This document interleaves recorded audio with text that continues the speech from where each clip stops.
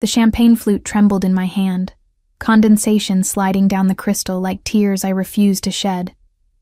Around me, the hotel ballroom hummed with that particular frequency of wealth, hushed voices punctuated by crystalline laughter, the whisper of silk against marble, the ghost of expensive perfume mingling with imported roses.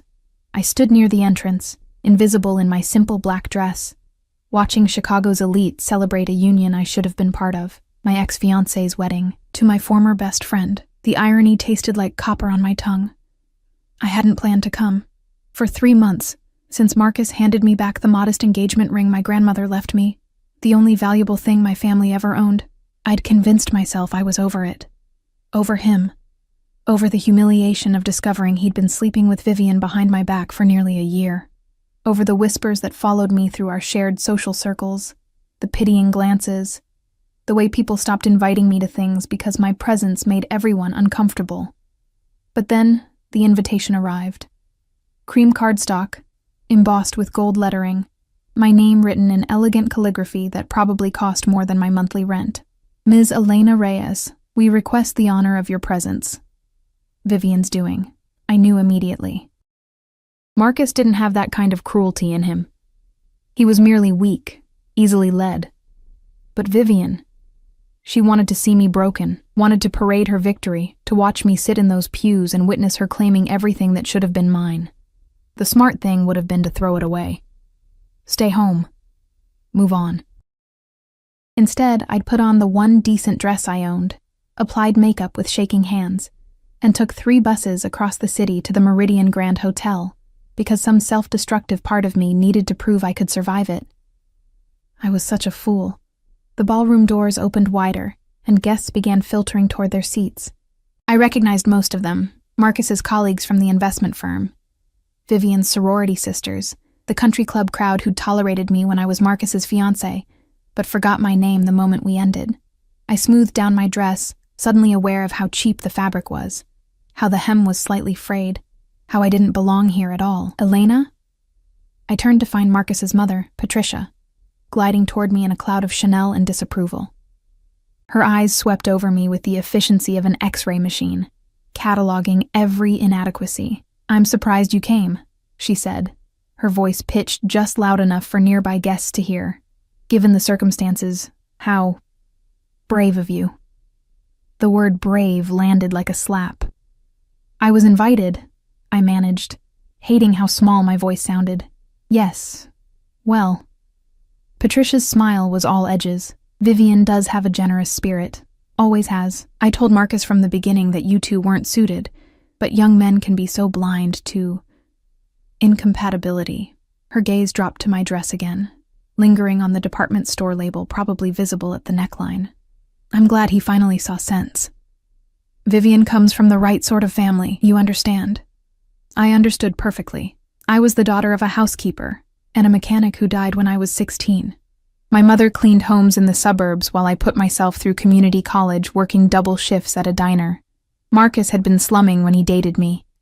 His rebellious phase before settling down with someone appropriate, someone like Vivian, whose father owned half the city's real estate. "If you'll excuse me," I whispered, turning toward the ballroom. "The ceremony's about to start," Patricia called after me. "Your seat is in the back, the very back." Of course it was. I walked through those doors with my spine straight and my chin up, even as whispers followed me like wasps. The ballroom was obscene in its opulence, crystal chandeliers dripping light onto silk-draped chairs, white roses exploding from golden vases, a string quartet playing something classical and melancholy in the corner. The guests were already seated, a sea of designer suits and cocktail dresses worth more than my yearly salary, and at the front, beside the flower-laden arch, stood Marcus. My chest tightened. He looked good. He always did. Tall, athletic, the kind of conventional handsome that opened doors. His tuxedo was custom-made, probably Italian. His dark hair was perfectly styled. He was laughing at something his best man said, completely at ease, entirely happy. He hadn't looked like that with me in months. I found my assigned seat, last row, aisle seat, positioned perfectly for a quick, unnoticed exit, and sank into it. The woman next to me shifted away slightly, as if failure might be contagious. I stared straight ahead, forcing my breathing to steady, reminding myself that in 2 hours this would be over. I could survive 2 hours. The music changed, shifting into the wedding march. Everyone stood. I stood too, my legs mechanical, my hands clenched at my sides, and then Vivian appeared. She was radiant. There was no other word. Her dress was a waterfall of ivory silk and lace, probably custom Vera Wang, her dark hair swept into an elegant updo, a diamond tiara catching the light.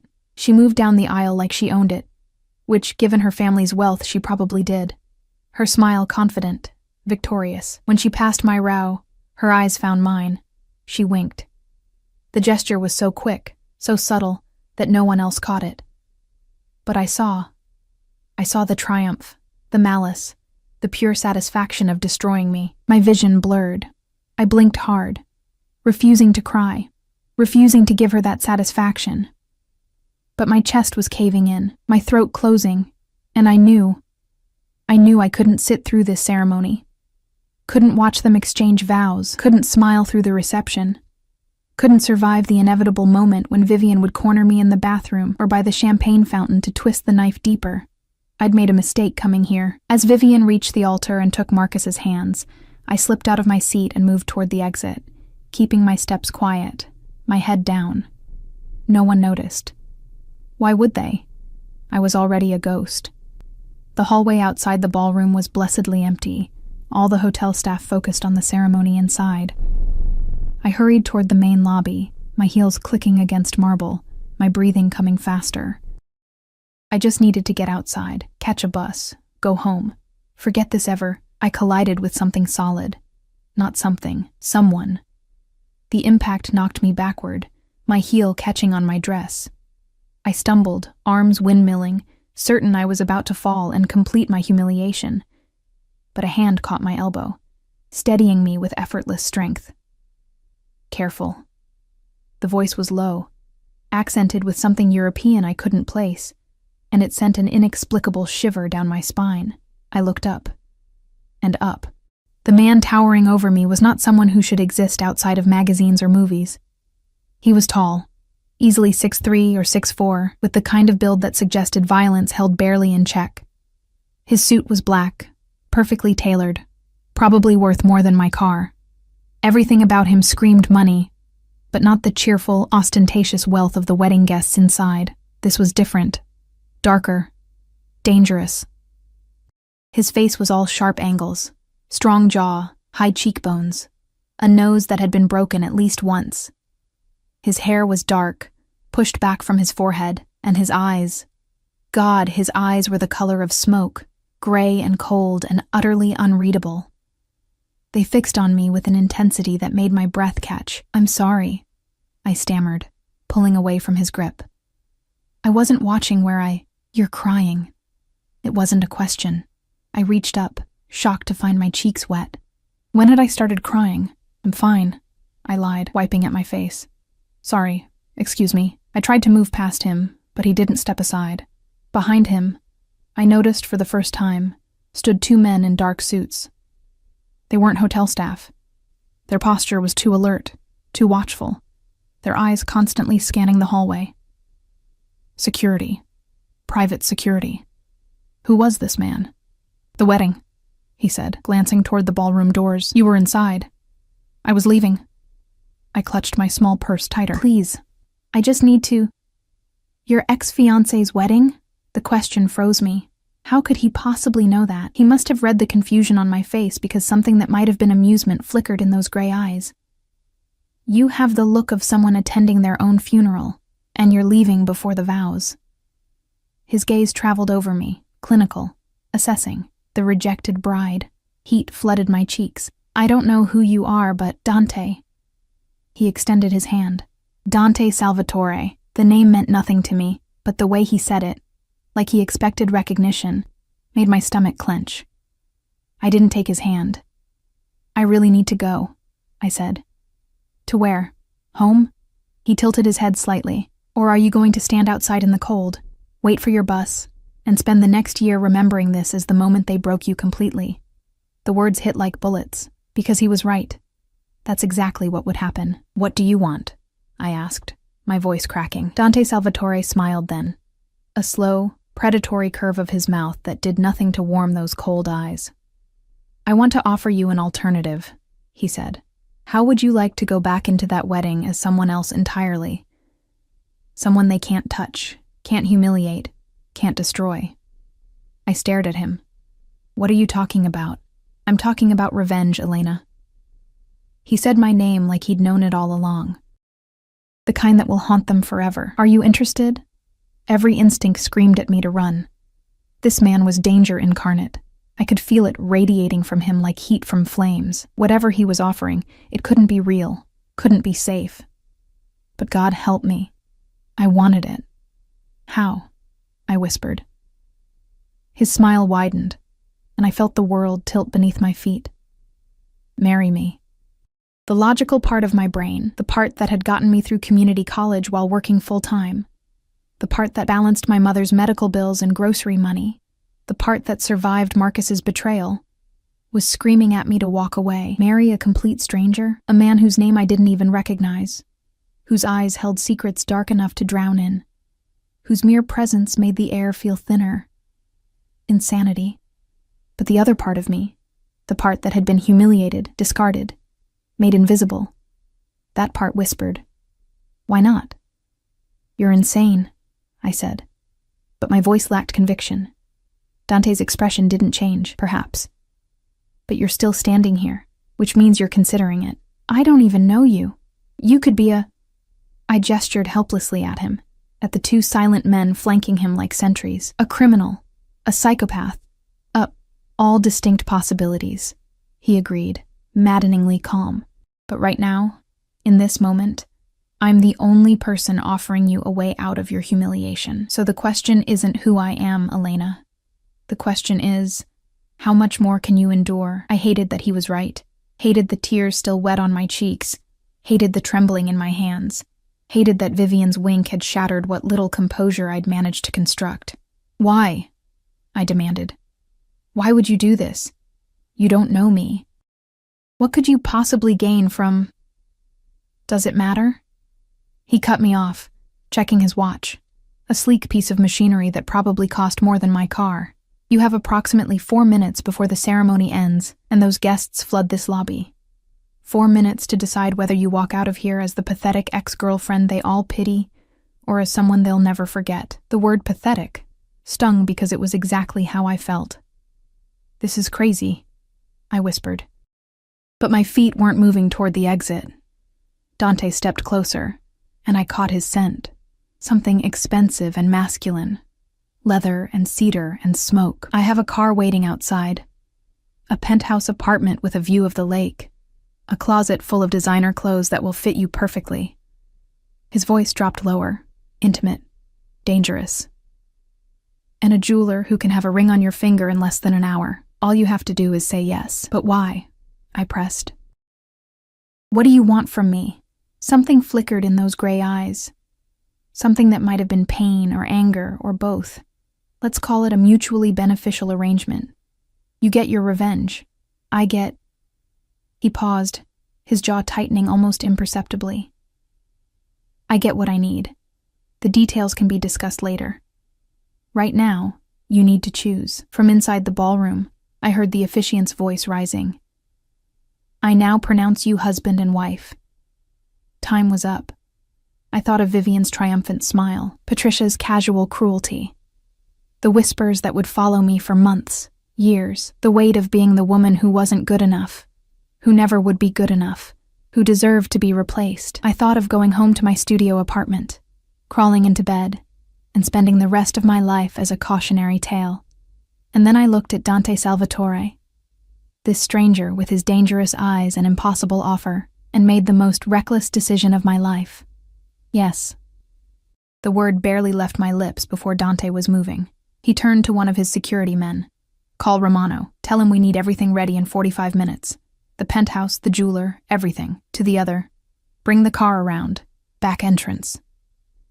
Both men nodded and disappeared with military efficiency. Dante took my elbow, his grip firm but not painful, and guided me down a side corridor away from the lobby. "We'll need to move quickly. Once the ceremony ends, they'll be taking photos, then the receiving line. We have maybe 30 minutes before the reception starts. Wait. I dug my heels in, forcing him to stop. 30 minutes? You want to get married in 30 minutes? No. He looked at me like I was being deliberately obtuse. We'll get married tomorrow. Tonight, we're simply creating the appearance that we already are. A ring, the right clothes, the right attitude. No one will question it if we sell it properly. My head was spinning. This is insane. They'll believe what they see, Dante interrupted. And what they'll see is you walking back into that reception on the arm of someone they recognize, someone who matters, someone who makes them question every assumption they've ever made about you. Who are you? I asked for the second time, but with more urgency. Really? We'd reached a service elevator. Dante pressed the button, then finally looked at me directly. I'm someone who makes problems disappear, Elena.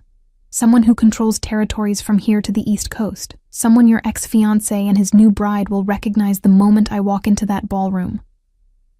His voice was matter of fact, like he was discussing the weather. I'm someone they'll fear. The elevator dinged. The doors opened. I couldn't say it. Couldn't process it. Yes. He stepped inside, waiting for me to follow. Now, are you coming, or would you prefer to face them alone? I stepped into the elevator. The descent was silent except for the mechanical hum. Dante stood perfectly still, his posture relaxed, but his eyes constantly moving, tracking, assessing. The two security men had reappeared, flanking us, their hands resting near their jackets in a way that suggested weapons. Oh God. What was I doing? The elevator opened to a parking garage.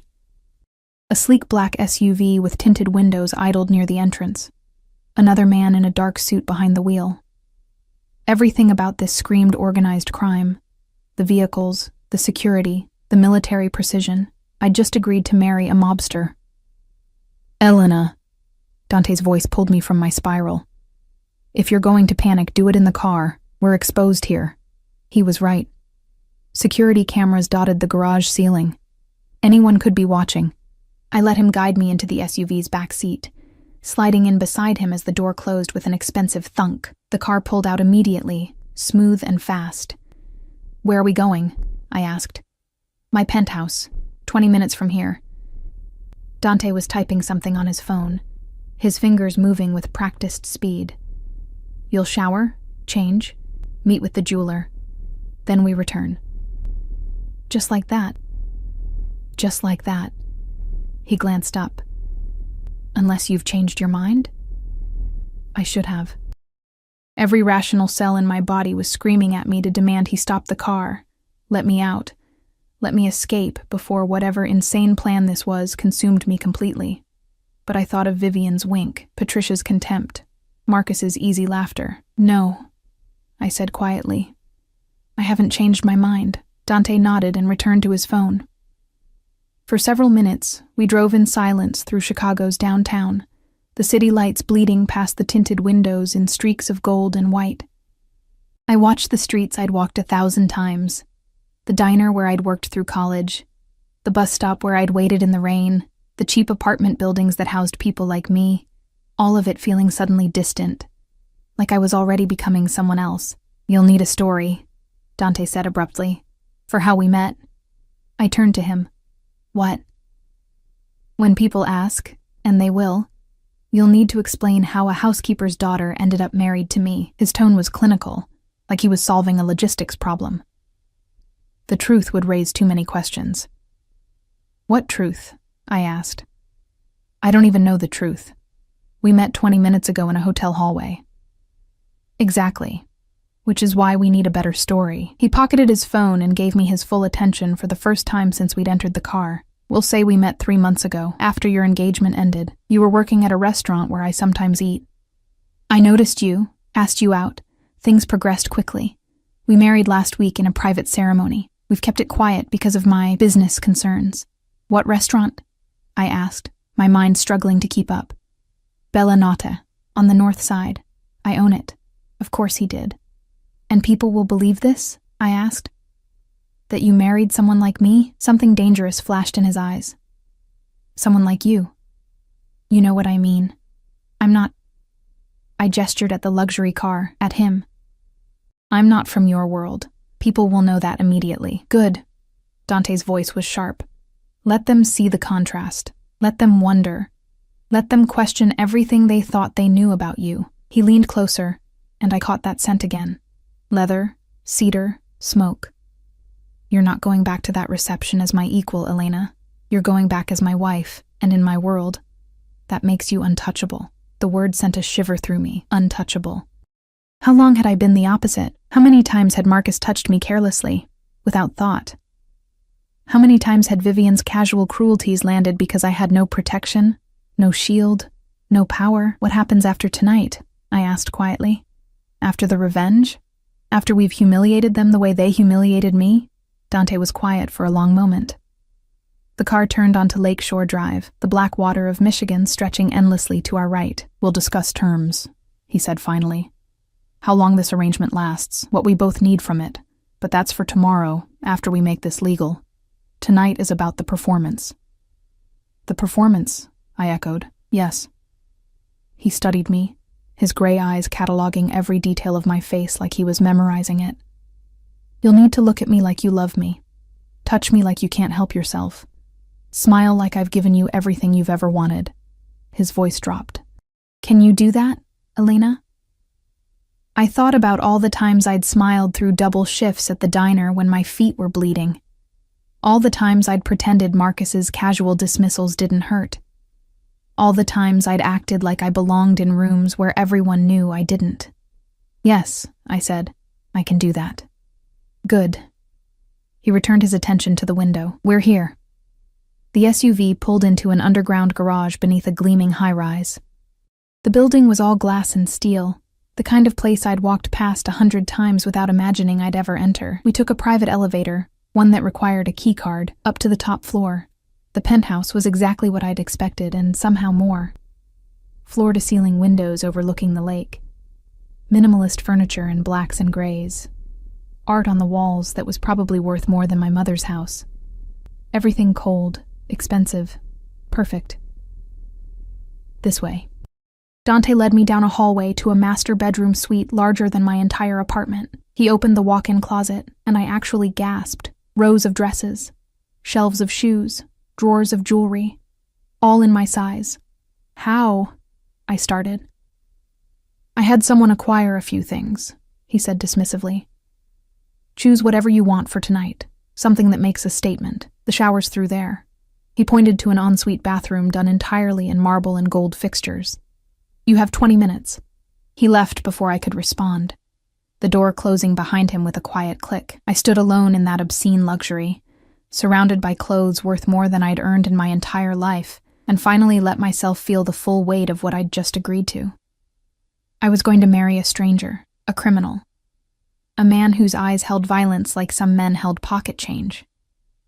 And then, I was going to walk back into that wedding reception and make Marcus and Vivian regret every moment they'd ever underestimated me. I stripped off my cheap black dress, leaving it in a puddle on the floor, and stepped into the shower. The water was scalding, perfect, washing away 3 months of humiliation and grief. When I emerged 15 minutes later, I felt like a different person. I chose a dress from the closet, a deep emerald silk that hugged every curve, with a neckline just low enough to be daring. Shoes that added 4 inches to my height. Diamond earrings that caught the light like trapped stars. When I looked in the mirror, I barely recognized myself. The bedroom door opened. Dante stood in the doorway, and for the first time since we'd met, his expression shifted. Something heated flickered in those cold gray eyes before he controlled it. Perfect, he said. The jeweler's here. Let's make you a bride. The jeweler was a small, nervous man named Vincent, who set up his velvet cases on Dante's dining table like he was handling religious artifacts. His hands trembled slightly as he opened each box, revealing rings that sparkled under the chandelier light with an intensity that made my breath catch. Mr. Salvatore, Vincent said, his voice deferential, almost fearful. I brought the pieces you requested, the finest we have. Dante stood behind me, close enough that I could feel the heat radiating from him. His hand rested on the small of my back, a possessive gesture that should have made me uncomfortable, but instead sent strange shivers up my spine. "Show her the Cartier," he said. Vincent's hands moved to a burgundy box, opening it to reveal a platinum band encrusted with diamonds that formed an intricate pattern around a center stone so large it seemed obscene. The price tag, had there been one, would probably have funded my mother's retirement. "It's too much," I whispered. "It's perfect." Dante's voice was close to my ear. "Give me your hand."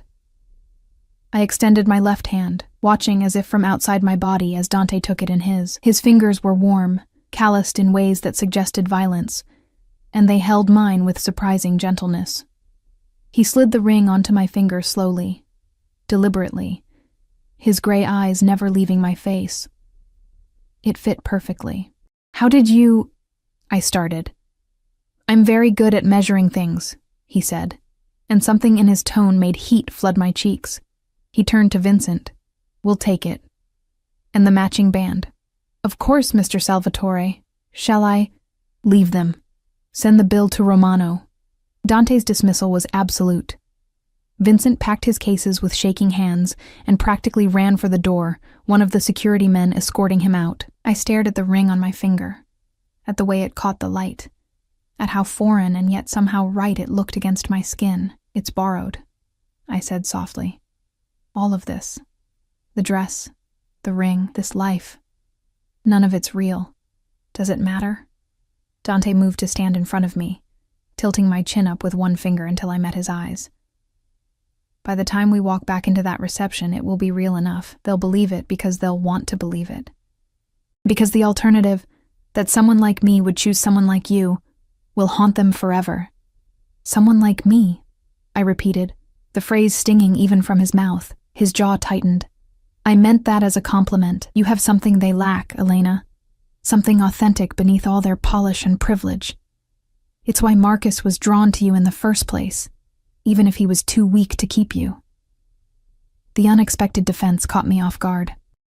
Before I could respond, Dante stepped back, checking his watch again, a gesture I was beginning to realize was a tell, a sign he was calculating, planning, always 3 moves ahead. "We need to go," he said.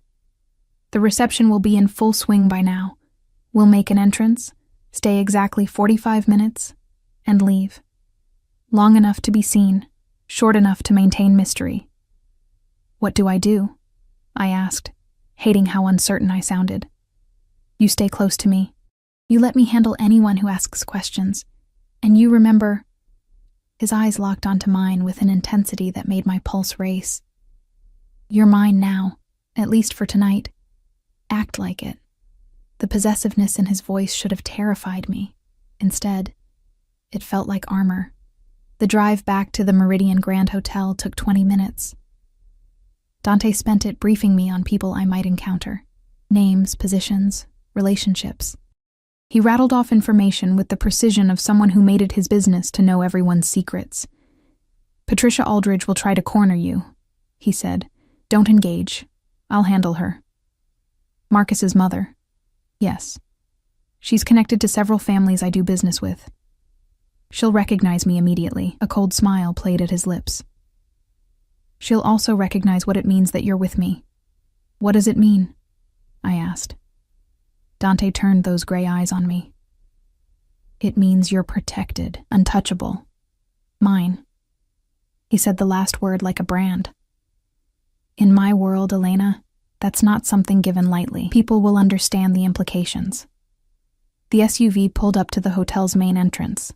Through the tinted windows, I could see guests milling about in the lobby, the same people who'd watched me slink away in shame less than 2 hours ago. My hand started shaking. Dante's hand covered mine, stilling the tremor. "Breathe," he commanded softly. "Remember why we're doing this." I thought of Vivian's wink, Patricia's cruelty, the humiliation burning in my chest like acid. "I'm ready," I lied. "Good." He squeezed my hand once, then released it. "Stay close. Don't speak unless I tell you to. And Elena?" He waited until I looked at him. "Don't let them see fear. Ever." The driver opened my door. Dante exited first, then extended his hand to help me out. a gesture so natural, so proprietary, that several people in the lobby immediately turned to look. I took his hand and stepped onto the red carpet in my borrowed emerald dress and impossible shoes, the diamond ring heavy on my finger, my heart hammering so hard I was certain everyone could hear it. Dante's arm slid around my waist, pulling me against his side. The gesture was possessive, protective, and utterly convincing. We walked through the lobby like we owned it, and maybe in some way I didn't understand Dante did. People stared, whispered. I recognized several faces from the ceremony, saw their expressions shift from curiosity to shock, to something that looked like fear. They recognized him. The ballroom doors stood open, music and laughter spilling out. Dante paused just outside, his hand tightening on my waist. "Last chance to run," he murmured. I thought about running, about the safety of my small apartment, my predictable life, the comfort of invisibility. Then I thought about Vivian's triumphant smile. "Let's go," I said. We walked in together. The reception was exactly as obscenely lavish as I'd expected. Crystal and flowers and champagne towers, guests dancing under twinkling lights, laughter echoing off marble columns.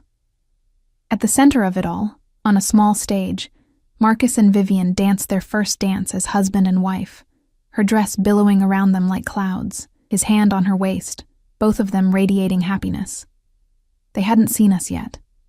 Dante guided me to the bar, his presence parting the crowd like Moses with the Red Sea. People moved aside instinctively, their conversations dying mid-sentence as they registered who he was. The bartender's eyes widened, but he took our order without comment. Whiskey for Dante, champagne for me. "Mr. Salvatore." We turned to find an older man in an expensive suit approaching, his expression carefully neutral. "I didn't know you'd be attending this evening, Frank." Dante's tone was cordial but cold. "Last-minute decision. My wife wanted to pay her respects to an old friend." The word wife landed like a bomb. Frank's eyes shot to me, then to the ring on my finger, then back to Dante with barely concealed shock. "Your wife? I hadn't heard you'd married. We kept it private." Dante's arm tightened around my waist. "Elena prefers to stay out of the spotlight. Don't you, darling?" The endearment should have sounded false. Somehow it didn't. "Congratulations," Frank managed, though his eyes were calculating, already trying to figure out what this meant for whatever business he had with Dante. "Mrs. Salvatore."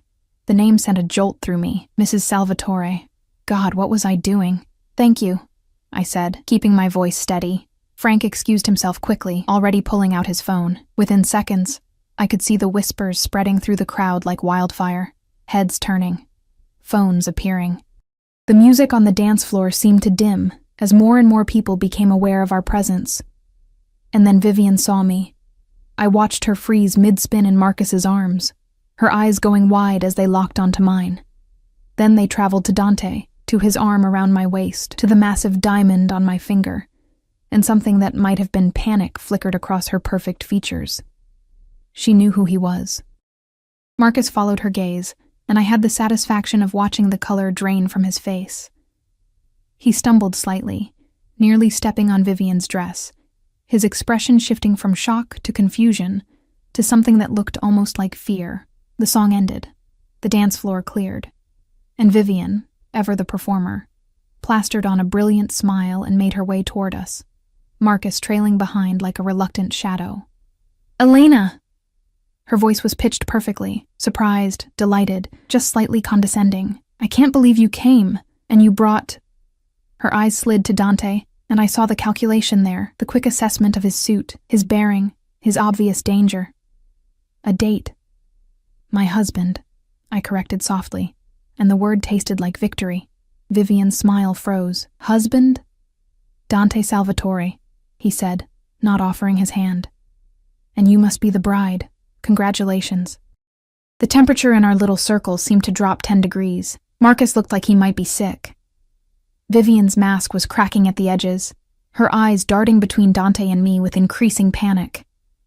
"I didn't know you'd gotten married," she said, the words coming out strangled. "When did this—" 3 weeks ago," Dante answered before I could. "Private ceremony. We would have invited you, but His smile was all teeth. "We didn't want to overshadow your special day." The barb landed perfectly. Vivian flinched. "That's wonderful." Marcus finally spoke, his voice hoarse. "Elena, I'm happy for you. Really, you deserve—" He seemed to choke on whatever he was going to say next. "She deserves everything," Dante finished for him, his arm possessive around my waist. "Which is exactly what she'll have. Isn't that right, darling?" He looked down at me, and the intensity in his gray eyes was almost overwhelming. For a moment, I forgot this was an act. Forgot that we were strangers playing a role. His gaze held something raw, something that made my breath catch and my pulse race. "Yes," I whispered. Dante's hand came up to cup my face, his thumb brushing my cheekbone with surprising tenderness. Then he leaned down and kissed me. It was soft, controlled, perfectly appropriate for a public setting. But underneath that control, I felt the promise of something darker, something dangerous. His lips were warm against mine, and the kiss tasted like whiskey and revenge and the edge of something I didn't want to name. When he pulled back, the entire ballroom was staring, including Patricia Aldridge, who looked like she'd been struck by lightning. "Elena," she breathed, appearing at Vivian's side. "What is the meaning of this?" Dante turned to her with glacial politeness. "Mrs. Aldridge, how nice to see you again." "Again?" Patricia's voice was faint. "We've met at several charity functions. Your husband handles some of my legitimate investments." The emphasis on legitimate was subtle, but unmistakable. "I don't believe we've ever been formally introduced, though. I'm Dante Salvatore, Elena's husband." Patricia's face went through several shades of white. She looked at me, really looked at me, and I saw the exact moment she understood what had happened. The girl she'd dismissed as worthless, inappropriate, beneath her son, was now married to someone she feared. "I see," she managed. "Well, this is unexpected." "Life is full of surprises," Dante said pleasantly. "If you'll excuse us, I'd like to dance with my wife." He guided me toward the dance floor before anyone could respond, leaving Patricia, Vivian, and Marcus standing frozen in our wake. The dance floor felt like a stage, every eye in the ballroom tracking our movement as Dante pulled me into his arms. His hand settled on my waist with possessive certainty, while the other captured mine, his grip firm and warm. The orchestra had shifted to something slow and intimate, probably meant for the newlyweds. But Dante had claimed it like he claimed everything else, without asking, without apology. "You're trembling," he murmured, his lips close to my ear. "Everyone's staring," I whispered back. "Good. Let them stare." He pulled me closer, eliminating the polite distance between our bodies. "Let them see exactly what they lost." We moved together across the floor, and despite everything, the insanity of this situation, the danger radiating from the man holding me, the fact that this was all an elaborate lie, I couldn't deny that we fit. His movements were controlled, practiced, leading me through steps I barely knew with effortless grace. Where did a mobster learn to dance like this? The question slipped out before I could stop it. His lips curved slightly. My mother insisted on lessons. She believed that power without refinement was merely brutality. Something dark passed through his eyes. She was wrong, but the lesson stuck. "Was?" I asked softly. "She's been gone 15 years. His voice was flat, emotionless. "Killed by someone who thought I'd be easier to control without her influence." The casual way he said it, like discussing the weather, sent ice through my veins. "I'm sorry." "Don't be." I made sure they regretted that assumption. He spun me suddenly, my dress flaring, then pulled me back against his chest. "Just as Marcus and his bride will regret what they've done to you." Over Dante's shoulder, I could see Vivian and Marcus at their head table, surrounded by bridesmaids and groomsmen. They weren't celebrating anymore. Vivian kept glancing in our direction, her smile brittle, while Marcus looked like he wanted to disappear into the floor. Patricia stood near them, her phone pressed to her ear, her expression thunderous. She was making calls, trying to find out who Dante really was, what his presence here meant. "She's scared," I observed. "She should be." Dante's hand tightened on my waist. Patricia Aldridge has spent years building connections with families like mine, playing both sides, thinking her society status protects her. Seeing you with me shatters her entire worldview. Because I'm not good enough? The old wound throbbed. Because you are. His gray eyes caught mine, and the intensity there stole my breath. You survived poverty, loss, betrayal, and still came to this wedding with your head high. That takes more strength than any of these people will ever possess. He leaned closer, his voice dropping to something almost dangerous. Patricia dismissed you as weak. Now she's realizing you're the one person in this room she should have feared. The music swelled around us. Other couples had joined the dance floor, but they kept a careful distance, as if afraid to come too close to Dante's orbit. I caught glimpses of familiar faces. Marcus's colleagues from the investment firm, Vivian's sorority sisters, all the people who'd whispered about me, pitied me, forgotten me. Now they couldn't look away. How long do we have to stay? I asked. Another 20 minutes. Dante guided me through a turn, long enough to make the impression permanent. Then we leave, and tomorrow we make this official. Tomorrow. The reality of what I'd agreed to came crashing back. About that, not here. His tone brooked no argument. We'll discuss terms at my penthouse tonight after we're done with this performance. But Elena... He waited until I met his eyes. Whatever arrangement we come to, whatever this becomes, you need to understand something. When I commit to something, I don't do it halfway. If you're going to be my wife, even temporarily, you'll be protected like my wife, treated like my wife, and anyone who tries to hurt you will answer to me. Is that clear? The promise should have terrified me. Instead, something warm and dangerous unfurled in my chest. Yes, I whispered. The song ended.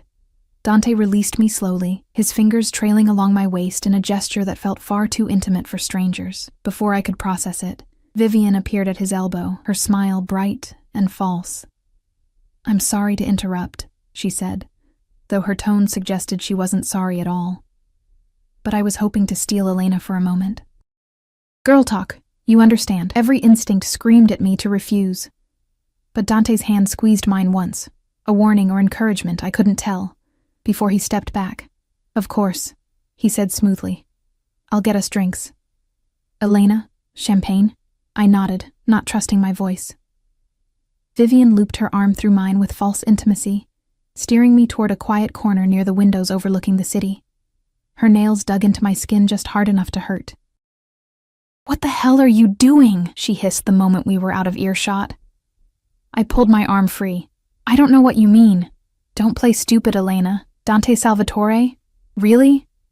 Her eyes were wild now, the perfect bride mask completely gone. Do you have any idea who he is?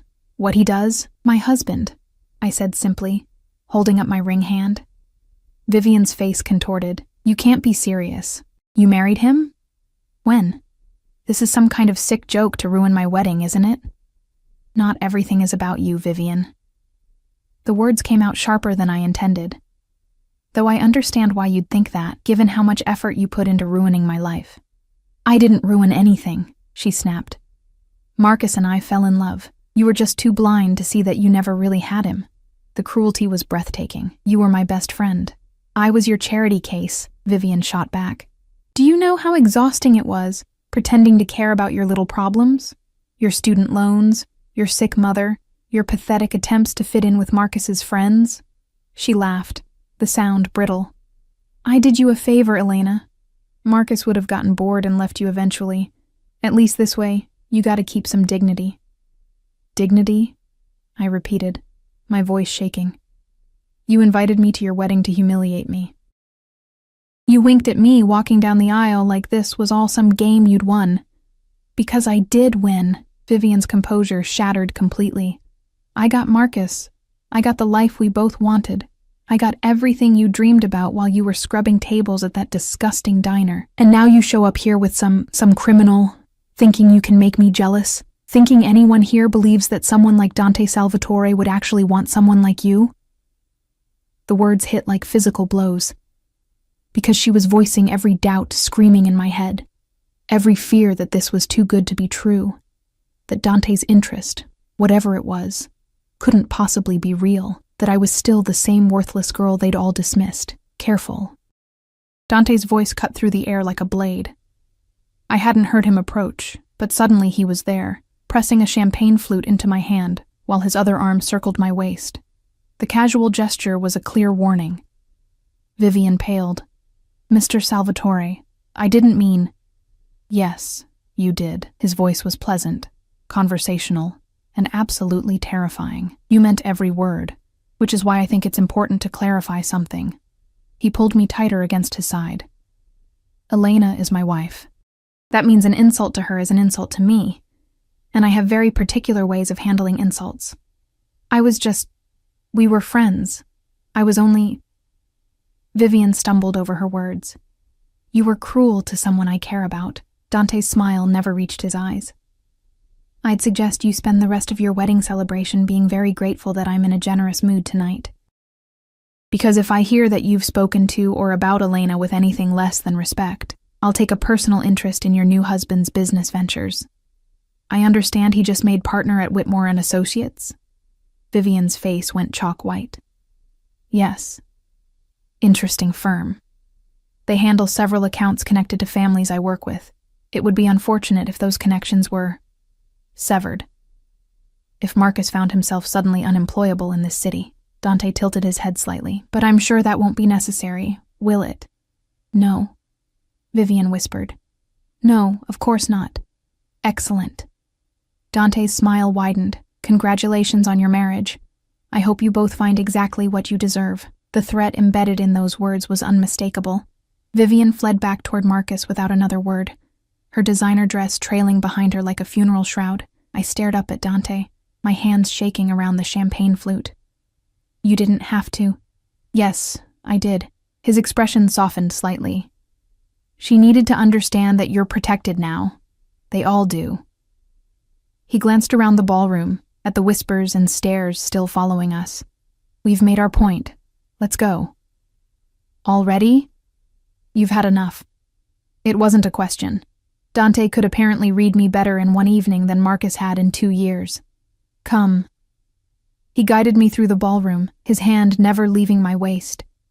People parted for us like water around a ship's bow. I caught a glimpse of Patricia near the exit, her face twisted with fury and fear. Marcus and Vivian at their table looking shell-shocked, the bridesmaids and groomsmen whispering frantically amongst themselves. We'd destroyed their perfect wedding night.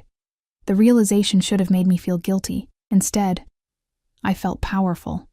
The SUV was waiting at the entrance, engine running. Dante helped me inside with the same proprietary care he'd shown all evening, then slid in beside me. The door closed, sealing us in leather-scented darkness. Your place or mine? He asked, a hint of dark humor in his voice. Yours, I said without thinking. My apartment is not appropriate for this conversation. This conversation being the one where we discuss the terms of our arrangement, yes. Dante pulled out his phone, typed something quickly, then pocketed it. Then we'll talk at the penthouse. There's food waiting, wine if you need it, and privacy. By tomorrow afternoon we'll be married legally. But tonight, we negotiate what that actually means. The car pulled away from the hotel, from Marcus and Vivian's shattered celebration, from the life I'd left behind. Chicago streaked past the windows, buildings and lights, and the dark promise of Lake Michigan in the distance. Thank you, I said quietly, for what you said to Vivian, for defending me. Dante was quiet for a long moment. When he finally spoke, his voice was rougher than usual. No one talks to you like that, not anymore. Not while you're mine. But I'm not really yours, I said. This is just an arrangement, a performance. He turned to look at me then, and something in his expression made my breath catch. Is it? He asked softly. Because from where I'm sitting, Elena, the performance felt remarkably real. I didn't have an answer for that. We drove in silence through the city, the weight of everything that had happened, and everything about to happen, settling over us like fog. Tomorrow, I would legally marry a stranger, a criminal, a man whose world was built on violence and shadows and secrets I couldn't begin to understand. Tomorrow, Elena Reyes would cease to exist, and Elena Salvatore would be born. The penthouse was exactly as I'd left it. Cold, expensive, perfect. But now it felt different. Now it felt like a trap closing around me. Beautiful and inescapable. Dante led me to the living room where, true to his word, food waited on the coffee table. Elegant appetizers, wine, chocolate-covered strawberries that probably cost more than my weekly grocery budget. He poured us both wine, handed me a glass, then sat across from me in a leather chair that seemed designed to emphasize his size, his power, his control. "So," he said, swirling the wine in his glass, "let's talk about what you're actually agreeing to." My stomach clenched. "I'm listening." "Marriage contract, 1 year minimum. You'll live here, play the role of my wife in public, attend events at my side when required. In exchange, you'll have access to my accounts, security, and all the privileges that come with my name." He took a sip of wine, his eyes never leaving my face. "Your mother's medical bills will be paid. Her house will be cleared of debt. You'll never have to work another shift at that diner or worry about making rent." The offer was staggering, life-changing, terrifying. "What do you get out of it?" I asked. Dante set down his glass, leaning forward with his elbows on his knees. "Legitimacy, respectability, the kind of image that makes prosecutors think twice before investigating me." His jaw tightened. "And something more personal that I'm not ready to discuss yet. That's not fair." "No," he agreed, "but it's the truth. In time, if you stay, if this arrangement works, I'll tell you. But not tonight." I should have pushed, should have demanded answers. But looking at him, at the shadows in his eyes, the tension in his shoulders, the carefully controlled pain, I found myself nodding instead. 1 year, I repeated, minimum. If either of us wants out after that, we divorce quietly. You keep a generous settlement, I keep my reputation, we both move on. And if something happens before then? If you get arrested or killed or... I won't be. His confidence was absolute, but if the impossible occurs, you'll be provided for. Everything protected by prenuptial agreement. It was too much. Too fast. Too overwhelming. I need to think, I said. You have until morning. Dante stood, his tall frame towering over me. The guest bedroom is down the hall. Everything you need is there. We'll go to the courthouse at noon, sign papers, make it legal. And then, Elena, you'll be mine in every way that matters. The possessiveness in his voice sent shivers down my spine. Good night, I whispered. Good night, future Mrs. Salvatore. He said it like a promise, or a threat. I fled to the guest room, closed the door, and finally, let myself fall apart. I didn't sleep. How could I? Every time I closed my eyes, I saw Vivian's face draining of color, Marcus's shock, Patricia's fear. I heard Dante's voice promising violence in the same tone most people discussed the weather. I felt the weight of the ring on my finger, heavy as chains, beautiful as poison. At 6 a.m., I gave up pretending and wandered into the kitchen. Dawn was breaking over Lake Michigan, painting the water in shades of gold and blood. The penthouse was silent except for the hum of expensive appliances and the distant sound of the city waking below. I made coffee, finding everything I needed in cabinets that probably cost more than my car, and stood at the floor-to-ceiling windows, watching the sun climb higher. You're up early. I spun to find Dante in the doorway, wearing only black pajama pants that hung low on his hips. In the soft morning light, I could see what his suits had hidden. The tattoos covering his torso and arms, intricate patterns that looked like they told stories written in ink and violence. Scars crossed his ribs, his shoulder, his abdomen, each one a testament to a life I couldn't fathom. I couldn't sleep, I admitted, clutching my coffee mug like a lifeline. He moved into the kitchen with predatory grace, pouring his own coffee. Second thoughts? About 100 of them. I turned back to the window. This is insane, you know. Everything about this. Yes. His honesty startled me. I glanced over my shoulder to find him watching me with those unreadable gray eyes.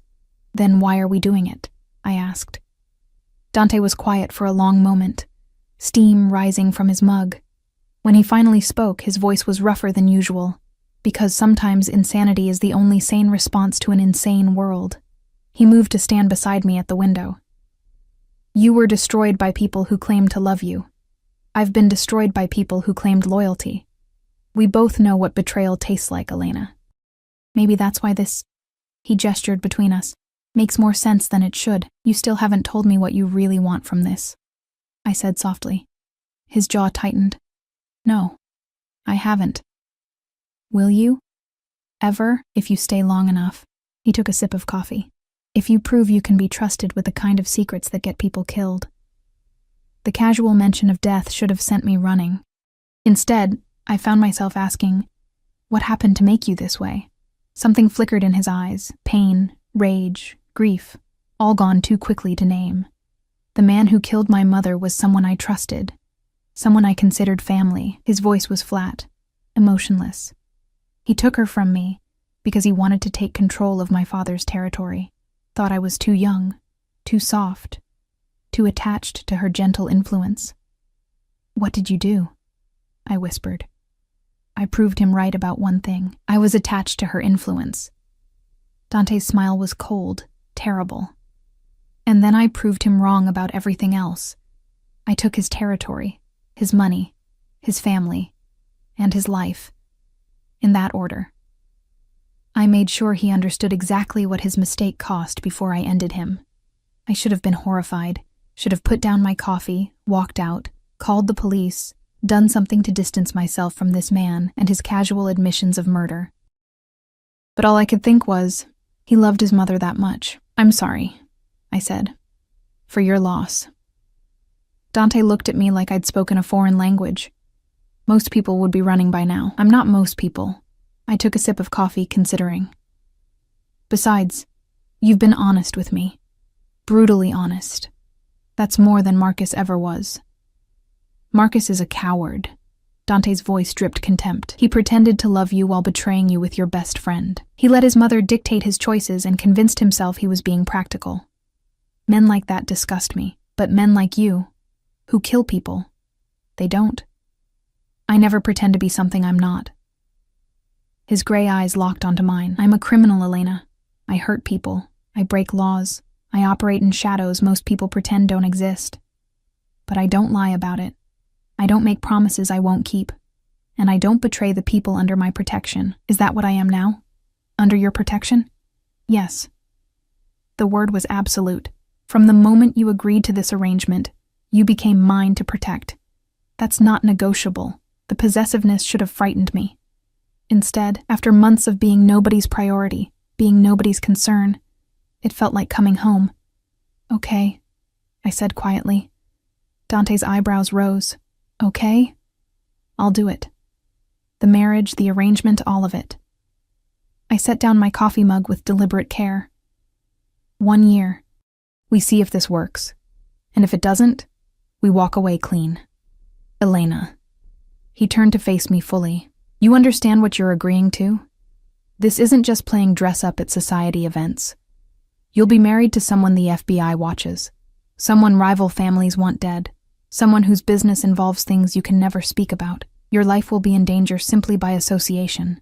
"My life was already small and meaningless," I said. "Maybe danger is an improvement." Something shifted in his expression. Surprise, respect, something that might have been desire. "You're either very brave or very foolish." "Probably both." I managed a shaky smile. "When do we leave for the courthouse?" 11:30. "That gives you time to shower, eat, prepare yourself." He reached out, his fingers brushing my cheek with unexpected gentleness.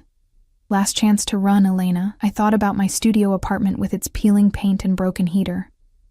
About my mother's medical bills stacking up on my kitchen table. About Marcus and Vivian's faces last night. The shock and fear and sudden understanding that I wasn't who they thought I was.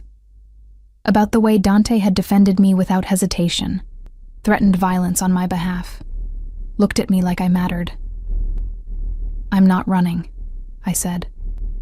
His hand cupped my face fully now, his thumb tracing my cheekbone. Then understand this. Once we sign those papers, once you take my name, you're mine. Not just for show, not just for appearances. Mine. Can you handle that? Every rational part of my brain was screaming warnings, but the part that had survived poverty and loss and betrayal, the part that had walked into that wedding reception with my head high despite everything, that part whispered, "Yes, yes," I said aloud. Dante's eyes darkened. For a moment, I thought he might kiss me. Really kiss me. Not the controlled performance from the reception. But instead, he released me and stepped back. "Get ready," he said, his voice rough. "We have a wedding to attend." 3 hours later, I stood in the Cook County Courthouse wearing a cream-colored dress from Dante's mysteriously well-stocked closet, my hand in his, repeating vows in front of a bored clerk and 2 of Dante's security men serving as witnesses. "Do you, Elena Maria Reyes, take this man to be your lawfully wedded husband?" I looked at Dante, at his sharp suit and dangerous eyes, at the man who was either my salvation or my destruction, and said, "I do." "Do you, Dante Salvatore, take this woman to be your lawfully wedded wife?" "I do." His voice was steady, certain, absolute.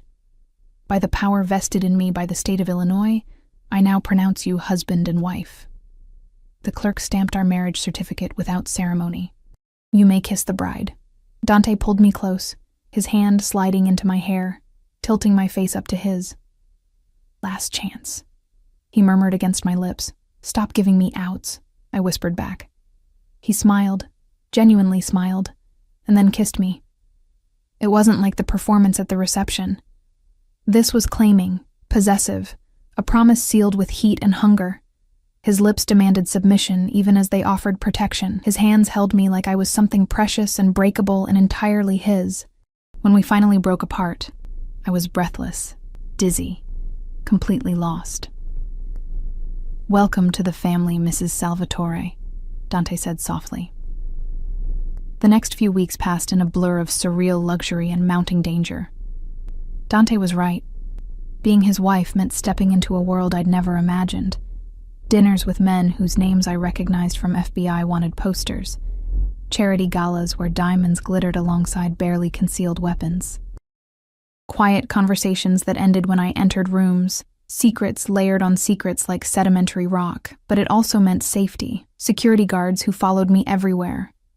Accounts with more money than I'd earn in 10 lifetimes. My mother's medical bills paid in full, her house renovated, her tears of gratitude when I told her I'd married someone who cared about family. I'd lied about how we met, told her the restaurant story Dante created. She'd believed it because she wanted to. Because after years of struggle, she desperately needed to believe her daughter had finally found happiness. Had I? I wasn't sure. Dante was complicated. In public, he was the perfect husband. Attentive, protective, possessive in ways that made other men back away from me immediately. In private, he was distant, controlled, keeping walls between us that I couldn't breach. He never asked me to share his bed. The arrangement was clear. Separate rooms, separate lives. A marriage of convenience that looked real from the outside, but remained hollow within. It should have been enough. It was certainly more than I'd had before. But late at night, lying in my expensive guest room, I found myself wondering what it would be like if this were real, if the heat in Dante's eyes when he looked at me meant something beyond ownership, if his possessiveness stemmed from desire rather than pride, if I was falling for a man who would never let me in. Everything changed 6 weeks after the wedding. I was shopping on Michigan Avenue, accompanied by 2 security guards, because Dante insisted, when I saw him. Marcus. Walking out of a coffee shop with his briefcase, his face drawn and tired, he saw me at the same moment, froze on the sidewalk like he'd seen a ghost. "Elena," he breathed. I should have kept walking. Should have let my security guards move me along, should have maintained the cold distance that Dante would have expected. But something in Marcus's expression, something broken and desperate, made me pause. "Marcus, can we talk?" He glanced at my guards. "Just for a minute, please." Against my better judgment, I nodded. We moved to a bench in a small plaza, the guards maintaining distance but staying alert. Marcus sat beside me, his hands clasped between his knees, looking nothing like the confident man who'd left me 3 months ago. "You look good," he said finally. "Happy." "Thank you. Are you happy?" His eyes met mine, and I saw real pain there. Or is this just revenge? I considered lying, but after everything, I owed him at least honesty. "It started as revenge," I admitted, "but it's become something more complicated." "Do you love him?" Marcus's voice cracked. "Salvatore?" The question pierced something deep inside me. Did I? Could I love someone who kept so many secrets, who lived in violence, who held me at arm's length even as he claimed me as his? "I don't know," I said softly. "Do you love Vivian?" Marcus's laugh was bitter. "I thought I did. Turns out she loved my family's money more than she loved me. She's already talking about expanding the house, joining new clubs, spending more than we make." He rubbed his face. "I made a mistake, Elena. A huge one. And I'm sorry. I'm so sorry." "I know," I said, and I did. I could see it written all over him, the regret, the realization that he'd traded something real for something hollow. "If you ever want out," Marcus started. "I don't." The words came out before I'd fully thought them through, but once spoken, I knew they were true. Whatever this is with Dante, it's mine. I chose it. I'm choosing it. Marcus nodded slowly. "He'll hurt you eventually. Men like him always do." I stood, smoothing down my designer dress, one of dozens now hanging in my closet. "But at least he's honest about it. That's more than I can say for you." I walked away before he could respond, my guards falling into step beside me, but Marcus's question echoed in my head for the rest of the day. "Do you love him?" I found Dante in his study that evening, surrounded by paperwork and laptop screens, his face illuminated by the cold glow of monitors. He looked up when I entered, his expression shifting from concentration to concern. "What's wrong?" he asked immediately. "I saw Marcus today." Dante's entire body went still. "Dangerous. Did he touch you?" "No. We just talked." I moved into the room, drawn by something I couldn't name. "He asked if I loved you. And?" Dante's voice was carefully neutral, but I saw tension in his shoulders, in the way his hands gripped the desk. I didn't know what to tell him. I stopped in front of the desk, meeting those gray eyes that had haunted my dreams for weeks. "Because I don't know what this is. You've given me everything. Safety, security, revenge, a life I never dreamed of. But you won't let me in. You won't tell me what you really want from this. You won't. I want you." The words exploded from him like they'd been held back too long. "I've wanted you from the moment I saw you crying in that hallway, looking broken and beautiful and so fucking strong despite everything they'd done to you." I stared at him, shocked into silence. Dante stood, moving around the desk with predatory grace. "You think this was just about legitimacy? About image?" He laughed, the sound harsh. "I have a dozen ways to improve my reputation, Elena. I didn't need to marry you for that. Then why?" "Because 6 months ago, I lost someone." His voice went rough.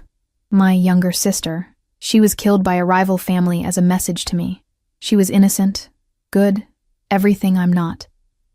And when she died, something in me died too." My chest tightened. "Dante, I was going to that wedding to finalize a business deal with Patricia Aldridge's husband. Nothing more. But then I saw you, running from your pain, broken by people who should have protected you. And I saw Sophia in you.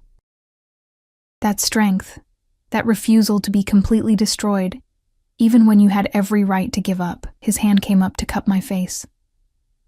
"I wanted to save you the way I couldn't save her. Wanted to give you the protection I failed to give Sophia. That's what I get from this arrangement, Elena. The chance to do right by someone who deserves it." Tears burned my eyes. "That's why you knew my size, why the closet was stocked. You had someone research me. The moment I saw you, I had Romano find out everything, who you were, what you'd lost, what you needed." His thumb brushed away a tear. "I knew you'd say yes, because I knew how badly they'd hurt you. And I knew I could give you the revenge you deserved while keeping you safe. It was supposed to be simple. "What changed?" I whispered. "You." His forehead rested against mine. "You were supposed to be a project, a way to assuage my guilt. But you became something else, something I didn't expect, and now I don't know how to keep you at arm's length anymore." "Then don't." I pulled back enough to meet his eyes. "Stop protecting me from yourself, Dante. I chose this. I choose you. Whatever that means." "It means danger," he warned. "It means violence and secrets and a life where one mistake could get you killed. It also means not being alone anymore." I pressed my hand over his heart, feeling it hammer beneath my palm. "It means being seen, being valued, being chosen. That's worth the risk." Dante's control shattered. He kissed me like he was drowning and I was air, his hands tangling in my hair, his body pressing me back against the desk. This wasn't performance or possession. This was hunger, need, desperation held back for too long. When we finally broke apart, both breathless, he pressed his forehead to mine again. "I can't promise you safety," he said roughly. "I can't promise you normal, but I can promise you this. You'll never be invisible again. You'll never be dismissed or discarded or treated like you don't matter. Because you matter to me, Elena, more than you should. More than is smart." "Then we're both fools," I said, smiling through tears. "Yes." He kissed me again, softer this time. "We are." 6 months later, I stood at another window overlooking Lake Michigan, watching the sun set over the city that had once represented all my broken dreams. So much had changed. My mother was healthy, living in a renovated house with a garden she'd always wanted. Marcus and Vivian had divorced. His firm had mysteriously lost several major clients, and the financial strain proved too much for their shallow marriage. Patricia Aldridge no longer spoke to me at social events, which suited me perfectly, and Dante. Strong arms wrapped around me from behind, pulling me back against a solid chest. I leaned into Dante's embrace, his lips finding the sensitive spot below my ear. "What are you thinking about?" he murmured. "How strange life is," I said. "A year ago, I was invisible, disposable. Now I'm married to the most dangerous man in Chicago, and somehow I've never felt safer." "You are safe." His arms tightened possessively. "Anyone who threatens you dies. It's that simple." I should have been horrified by the casual promise of murder. Instead, I turned in his arms, wrapping mine around his neck. "I love you," I said. Simple, true, terrifying. Dante's expression softened in ways he only allowed when we were alone. "I know. I've known for months. I was just waiting for you to figure it out." "Arrogant," I accused, but I was smiling. "Accurate." He kissed me slowly, thoroughly. "I love you too, Elena Salvatore. More than I thought I was capable of loving anyone. You saved me as much as I saved you." "We saved each other," I corrected. "Yes." His smile was genuine, warm, the expression I'd learned to treasure because he shared it so rarely. We did. Outside, the city glittered with lights, each one representing a life, a story, 1,000 possibilities. Somewhere out there, Marcus was learning to live with his regrets. Vivian was scrambling to maintain her status without his family's money. Patricia was coming to terms with the fact that the girl she'd dismissed now held more power than she'd ever imagined.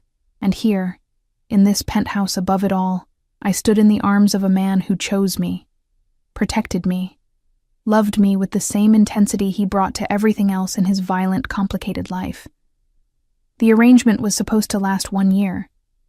Instead, it had become forever. "No regrets?" Dante asked softly, reading my thoughts as he often did. I thought about the woman who'd walked into that wedding 6 months ago, broken, invisible, desperate for anything to ease the pain. I thought about the man who'd offered her an impossible choice and made it possible. "No regrets," I said firmly. "This is exactly where I'm supposed to be."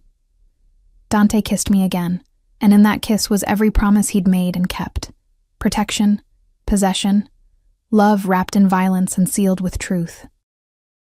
We were both damaged, both dangerous in our own ways, both exactly what the other needed. The girl Marcus dismissed had become a queen in the underworld, and she'd never been happier.